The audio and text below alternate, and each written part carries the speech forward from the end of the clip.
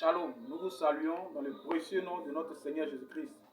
Et ce jour, nous sommes encore là pour exposer brièvement sur un phénomène qui se produit aujourd'hui dans les églises dites du Seigneur. Alors, qu'est-ce que nous constatons? Nous voyons la dépravation des femmes qui s'habillent vraiment mal, en pantalon, en collant collé, en mini, tout ça, et des vêtements où les seins sont dehors, et tout ça, elles se disent chrétiennes. Bon, nous n'avons rien contre cela, mais nous devons prendre toutes ces choses-là et mettre cela dans les Écritures pour voir ce qu'il en est. Et quand on les demande, elles disent que Dieu ne regarde pas l'apparence, mais qu'il regarde au cœur. Alors, quand ils disent ça, nous nous référons tout simplement au verset de 1 Samuel chapitre 16, à partir du verset 7. Dans ce verset, il n'est pas question d'habillement.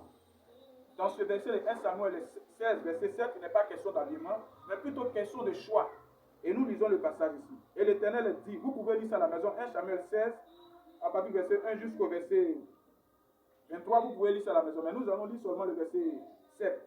Et l'Éternel dit à Samuel, ne prends point garde à son apparence et à la hauteur de sa taille, car je l'ai rejeté.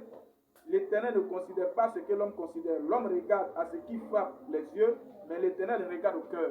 Donc ici c'est clair, c'est Samuel qui partait pour un roi. Voilà, c'est Samuel qui partait, le prophète Samuel partait pour un roi, donc il regardait au gabarit des enfants d'Isaïe.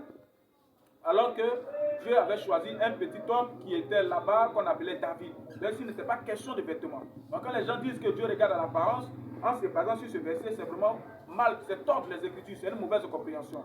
Parce que si Dieu ne regarde pas l'apparence, quel est ce Dieu-là qui avait habillé Adam et Ève quand ils avaient péché? La Bible dit que quand Adam et Ève ont péché, ils ont fait des feuilles de figuier et ils ont couvert la ceinture. Voilà, ils ont mis là juste au niveau de la ceinture. Mais la Bible dit que quand Dieu est venu, Dieu a tué un animal et il les a vêtus différemment. Pourquoi Dieu les a vêtus différemment? Parce que dans Deutéronome 22, verset 5, le même Dieu dit que l'homme ne portera pas de vêtements de femme et la femme ne mettra point de vêtements d'homme. Alors nous voyons aujourd'hui dans ces églises des femmes en pantalon et qui se disent que non, que c'est le pantalon des femmes. Or quand vous prenez l'histoire du pantalon, cela a commencé par un vêtement d'homme. Donc le pantalon, c'est réservé seulement aux hommes. Quand tu vois la couture du pantalon, c'est un vêtement qui est fait spécialement pour les hommes. Voilà pourquoi dans l'histoire, les femmes ne portaient pas de pantalon. Et les femmes qui portaient les pantalons, les prenaient, les mettaient en prison. Voilà pourquoi aujourd'hui, nous constatons que ces choses-là sont vexées dans les églises et quand on les interpelle. Et quand vous voyez ces femmes en pantalon dans les églises, vous allez voir les mini-jupes, vous allez voir le colon collé, vous allez voir toutes ces choses-là, ces rouges à lèvres, tout ça. C'est des choses que Dieu n'a pas aimées. Voilà pourquoi le même Dieu parle dans le Nouveau Testament par l'apôtre Paul dans 1 Timothée chapitre 2. 1 Timothée chapitre 2, que nous allons lire rapidement ici. 1 Timothée chapitre 2.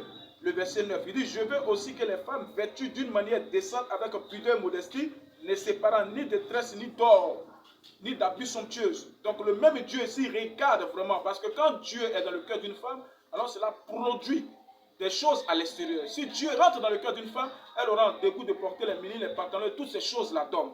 Elle va s'habiller décemment. Donc quand vous mettez vos pieds dans une église, il faut bien regarder quel esprit qui se met dans ces églises-là. Parce que si Dieu est dedans, il y a l'ordre, il y a la manière de se vêtir. Et nous passons encore, ce même Dieu parle ici au travers de l'apôtre Pierre, dans 1 Pierre chapitre 3, il dit ici au verset 2, en voyant votre manière de vivre chaste et réservée, ayez non cette parure extérieure qui consiste dans les cheveux tressés, les ornements d'or ou les habits somptueux qu'on relève, mais la parure intérieure est cachée dans le cœur, la pureté d'un époux.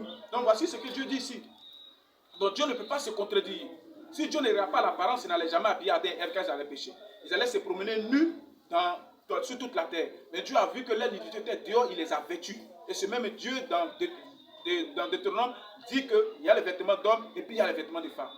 Et ce même Dieu parle par Pierre, et ce même Dieu parle encore par Paul dans le Nouveau Testament. Donc, chers sœurs et frères, si vous voulez servir Dieu, servez-le bien, ou bien ne le servez pas du tout. Servez-le correctement, ou bien pas du tout. Donc, faites très attention à votre manière, parce que le problème ne suffit pas d'adorer, mais de la manière qu'on adore. Si tu adores forcément, alors c'est zéro. Donc, nous vous aimons brièvement. Shalom à vous.